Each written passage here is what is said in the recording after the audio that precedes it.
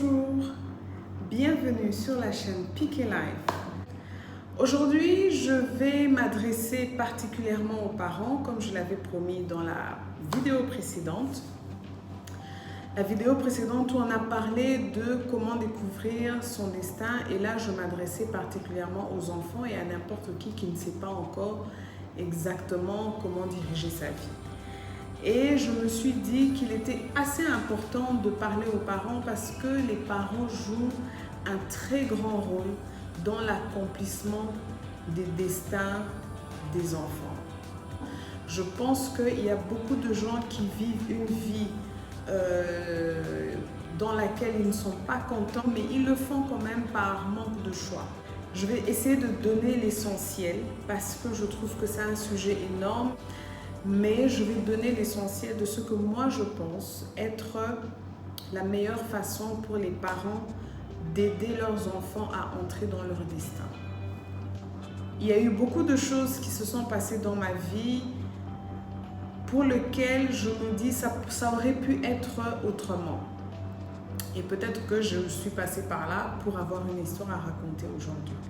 Dans mon parcours, il s'est fait que j'ai toujours les parents qui sont vraiment dans le ministère et ils sont devenus pasteurs. J'avais déjà, je crois, entre 10 ans ou 11 ans par là. Alors, c'était quand même une vie assez différente parce qu'on s'est retrouvé dans un pays étranger et où il fallait non seulement qu'ils puissent trouver du travail, qu'ils puissent travailler pour nourrir, payer les minervales, toutes les charges qu'un parent doit faire. Je me suis retrouvée enfant de pasteur.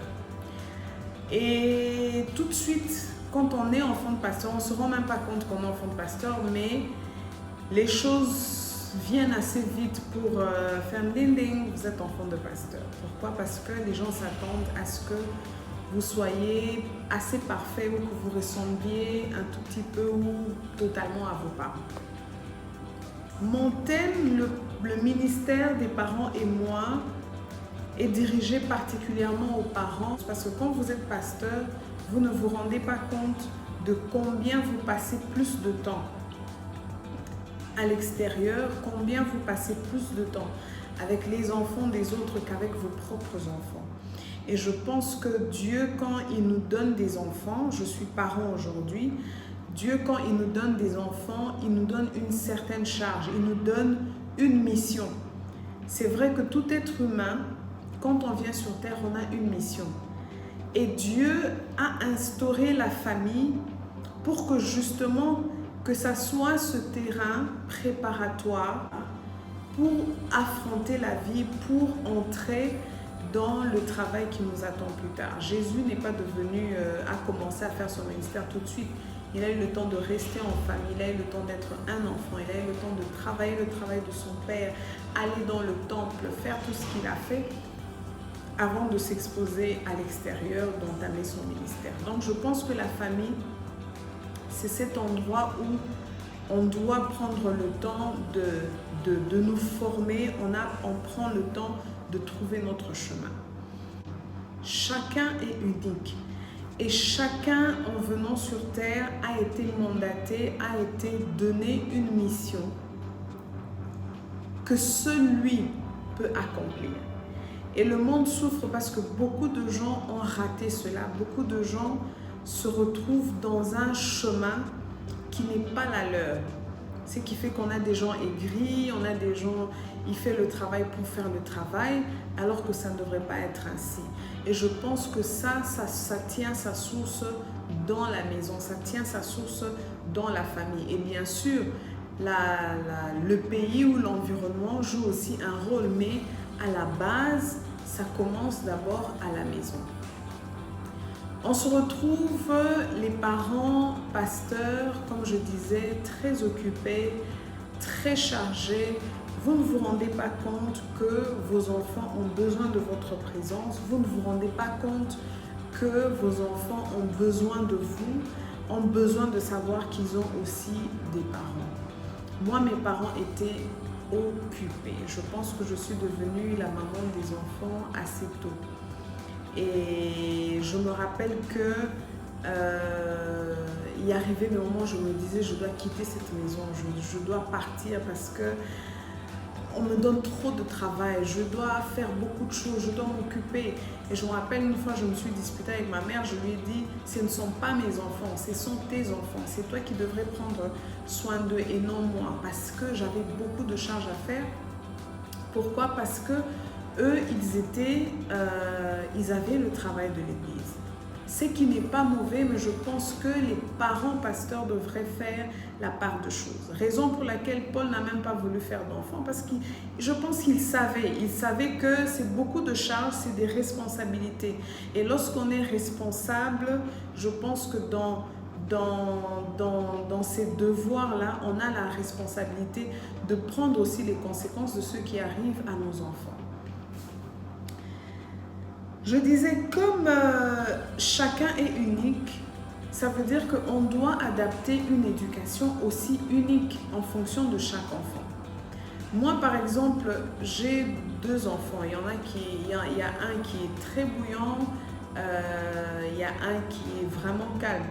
Celui qui est calme, si tu lui dis comme punition, il a fait une bêtise, comme punition, tu vas rester à la maison, tu n'as rien fait. Celui qui aime sortir, tu lui dis comme punition, tu vas rester à la maison, là tu as fait quelque chose. D'où, je pense que cela doit être adapté à tout. Alors je disais qu'avant que je n'entre clairement dans les étapes ou dans la manière dont il faudrait orienter nos enfants dans leur destin, j'aimerais partager une petite histoire de moi. En grandissant, quand on était en Afrique du Sud, j'avais beaucoup d'habilité à faire du sport. À l'école, j'étais vraiment, je me rappelle que je ne parlais pas très bien anglais, mais les choses qui ont fait ressortir ma personne dans l'école où j'étais, c'était le sport et les maths. Et vraiment dans le sport, tout ce qui était sprint, tout ce qui était courir, j'étais la plus rapide. Le prof de sport, quand il y avait des activités, des compétitions, vraiment j'étais beaucoup sollicitée et il m'encourageait vraiment à le faire. Ça, c'est une des histoires. Vous allez comprendre pourquoi je parle de ça. Autre chose, j'aimais beaucoup, je suivais souvent la télé et je me rappelle d'une série que je suivais, The Bold and the Beautiful. Et ce qui me passionnait dans cette série, c'était la mode. Et je pense que c'est à partir de cette série que j'avais commencé à aimer, à faire la mode, parce que j'avais aussi l'art de dessiner. J'aimais beaucoup dessiner, faire des dessins, des femmes, des vêtements. Je m'imaginais beaucoup de choses. Et je me disais un jour que j'allais devenir styliste, que j'allais faire moi-même ma propre marque qui va être une grande marque. Alors, il s'est fait que on a dû rentrer au Congo. Papa nous dit, voilà, le Seigneur me dit que je dois rentrer au pays, c'est là que je dois travailler. Bon, au départ, on se dit, ok, on n'a jamais été à Kinshasa, c'est assez intéressant. On arrive à Kinshasa, mon Dieu, un changement incroyable auquel je dirais que je ne m'attendais pas. Et là, j'arrive, je rencontre une dame qui est aujourd'hui ma belle-mère, petite tante. Et je lui demande, ah, mais tu fais quoi? Elle me dit, non, moi j'apprends la coupe et couture. Quand j'entends ça, je dis, waouh, tu peux faire la coupe-couture aux humanités? Elle dit, oui, tu peux apprendre la coupe-couture aux humanités. Et moi, d'ailleurs, elle me donne tous les renseignements et j'étais toute contente. Je me suis dit, super, c'est que je voulais faire, je vais finalement enfin le faire. Il arrive la période où il fallait trouver une école. Et moi, je dis à mon père, à ma mère, je dis, moi, je vais faire la coupe-couture. Mon père me dit, tu vas faire quoi? J'ai dit, non, je vais faire la coupe-couture. Et je pense que beaucoup d'enfants subissent un peu ça, on minimise tellement certains travaux, on a l'impression que c'est pour les gens bêtes ou les gens qui n'ont pas, je sais pas, bref.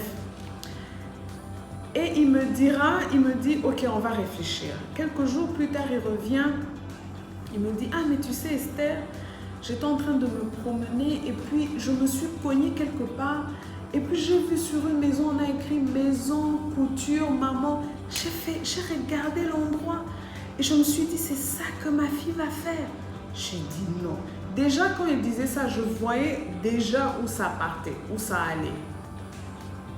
Il me dit, non ma fille, tu es trop intelligente pour faire un coup de couture. J'ai dit, mais ça n'a rien à voir avec intelligente ou pas. Moi, je pense que je veux faire un coup de couture. Il a été catégorique.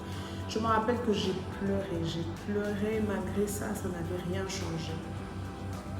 Et quand on a commencé le premier semestre, j'ai même essayé de ne pas très bien travailler, en espérant qu'on allait peut-être me dire, ok, bon, on va changer d'école. Rien, catégorique.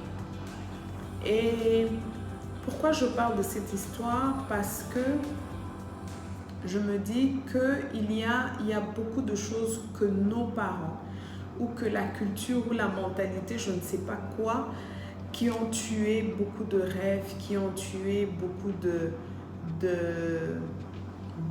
destin, parce que on pense que ce que nous on a fait comme parents, c'est ça que nos enfants devraient faire. Et c'est pareil pour les parents pasteurs. Les parents pasteurs, vous mettez tellement la pression à vos enfants, et non seulement vous mettez la pression à vos enfants, vous n'êtes jamais là. Ce qui fait que les enfants, bon, ils vont dans une école, ils vont dans ceci, c'est à peine qu'on regarde quoi que ce soit, c'est à peine qu'on passe le temps avec les enfants, ça devrait changer. Vraiment, si vous aimez vos enfants, ça devrait changer. Alors, je vais partager avec vous dans Matthieu au chapitre 5, 13 à 14, on dit que nous sommes le sel, nous sommes la lumière. Ça veut dire que nous sommes le sel, nous donnons goût. Dans tout ce que nous faisons, nous donnons envie. Et nous sommes la lumière, ça veut dire que nous éclairons, nous montrons les chemins. Ça, c'est un passage. Un autre passage que je vais partager avec vous, c'est Proverbe 22, 6, que nous connaissons si bien. Mais je vais faire un accent sur un mot. La Bible dit « Instruis l'enfant selon la voie qu'il doit suivre. Quand il sera grand, il ne s'en détournera pas. » Instruis l'enfant selon la voie qu'il doit suivre. Tout le monde n'emprunte pas la même voie parce que tout le monde n'est pas pareil. Ça veut dire que pour chaque enfant, tu dois l'instruire sur le chemin de sa destinée. Ça, c'est le devoir et la charge que Dieu nous donne à nous les parents. Ça veut dire que quand tu dois faire, c'est un travail que tu dois faire. Ça prend le temps. Je pense que dans l'éducation ou dans l'instruction des enfants, il y a des étapes. Des étapes en fonction des âges des enfants. Je les ai divisées en 3 étapes. La première étape, c'est de 0 à 12 ans. Et je pense que de 0 à 12 ans, c'est l'âge d'observation, c'est l'âge d'apprentissage, c'est l'âge dans lequel les parents doivent prendre le temps d'observer et de connaître qui sont leurs enfants. Parce que Dieu nous le donne et Dieu nous le donne pour que nous puissions les conduire sur la bonne voie. Mais maintenant, Dieu ne te dit pas ton enfant est ça, ton enfant est comme ceci, ton enfant est comme cela. C'est à toi de découvrir qu'est-ce que Dieu a mis dans ton enfant.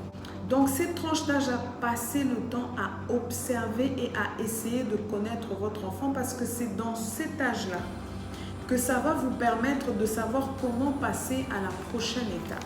Et la deuxième étape, qui est l'étape la plus cruciale, c'est de 13 ans à 18 ans. Dans l'âge de 13 ans à 18 ans, j'appelle ça la tranche d'âge d'orientation et test.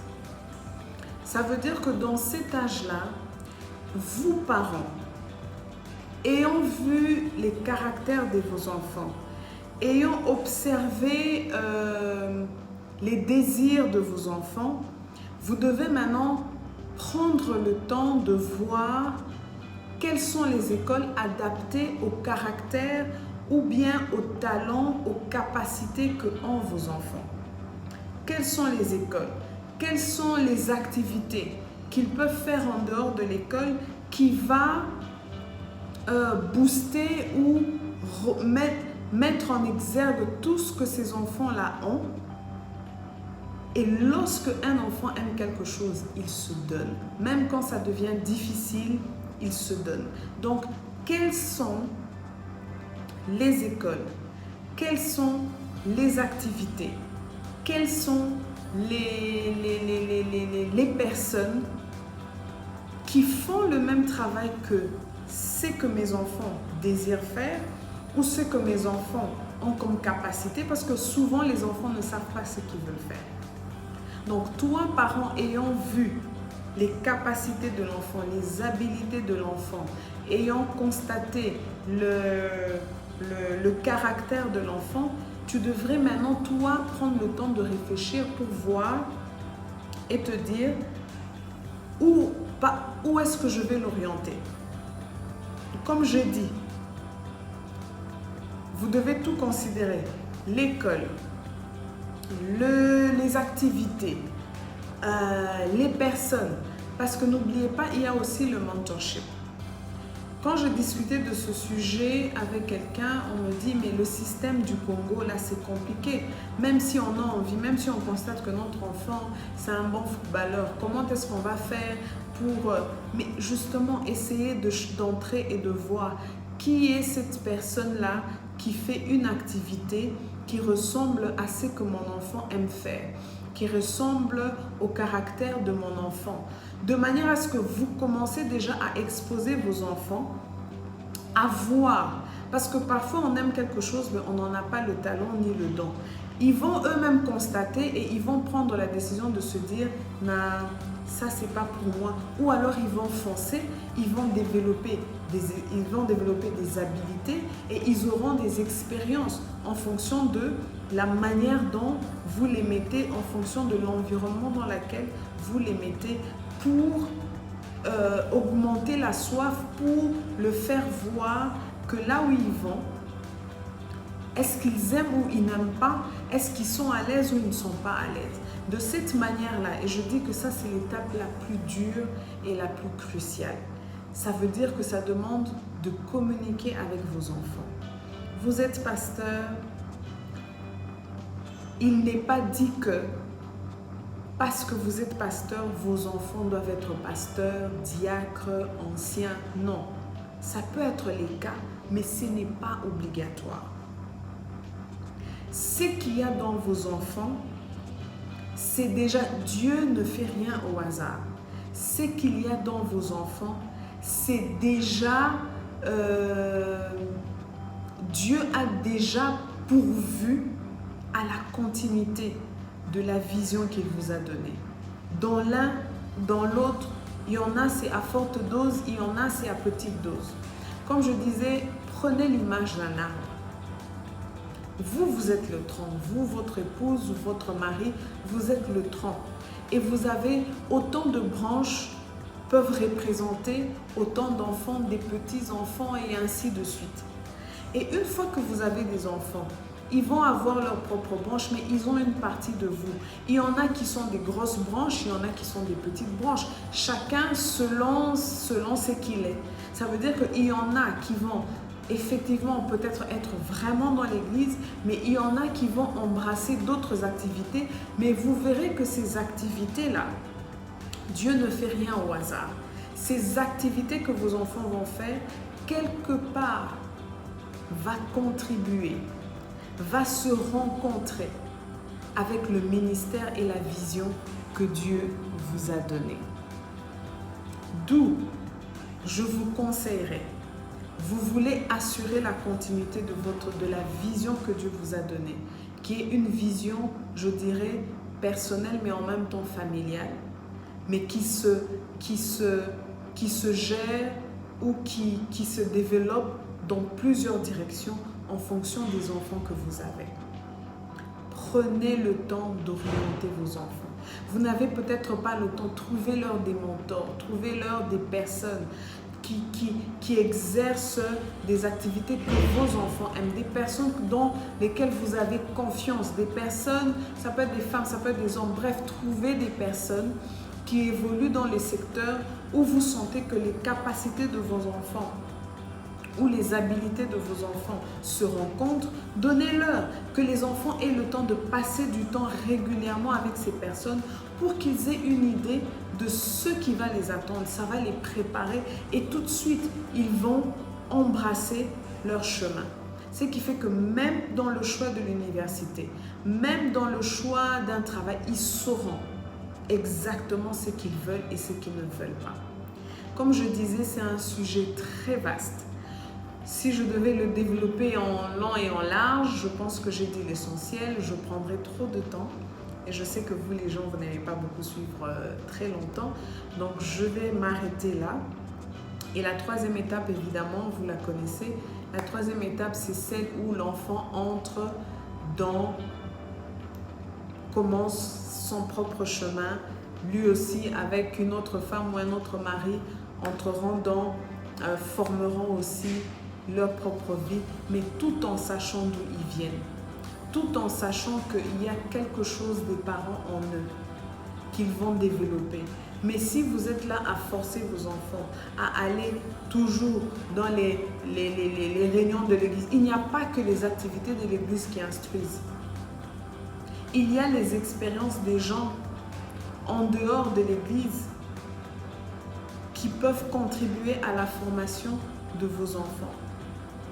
Vous avez un enfant qui est très bon dans le sport, trouvez des activités qui vont ressortir ce talent. Trouvez des personnes qui vont leur parler en long et en large sur leur talent. Trouvez des écoles qui peuvent amplifier encore le talent qu'ils ont déjà en eux. Il y a beaucoup de choses dans lesquelles vous pouvez penser qui va permettre à votre enfant de se trouver son chemin. Tant qu'une personne aime ce qu'il fait, il est prêt au sacrifice. Et la foi vient lorsqu'on a une vision de ce que l'on veut. En revenant à mon histoire, aujourd'hui je ne suis pas couturière, aujourd'hui je n'ai pas une marque, mais je peux vous assurer qu'il y a des moments. Je me suis mariée, donc tout de suite j'ai eu des enfants. Je ne savais pas comment revenir encore à cela. Donc bref, je ne l'ai pas fait. Mais je peux vous assurer que jusqu'aujourd'hui, il y a des moments où je suis la télé. Quand je vois tout ce qui est fashion, tout ce qui est stylisme, tout ce qui est création, je sens mon cœur qui tressaillit. Je sens quelque chose bouger en moi. Et peut-être que je vais les développer, qui sait, je suis encore jeune, j'ai encore le temps. Et j'avais parlé de mon habileté à faire le sport. Et j'étais très bonne en cela.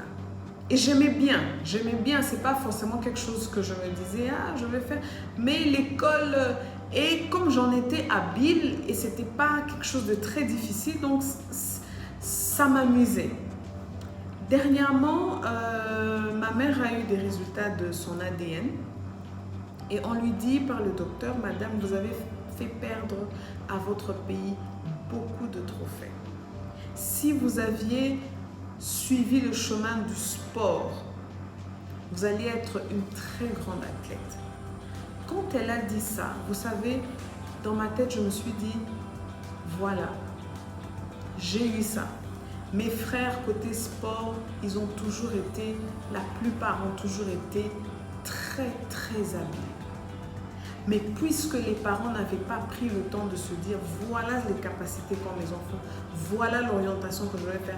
Aujourd'hui, elle n'a pas de trophée, je n'ai pas de trophée et je me rends compte que effectivement Dieu a placé des dons et des talents. Chers parents, vous êtes occupés.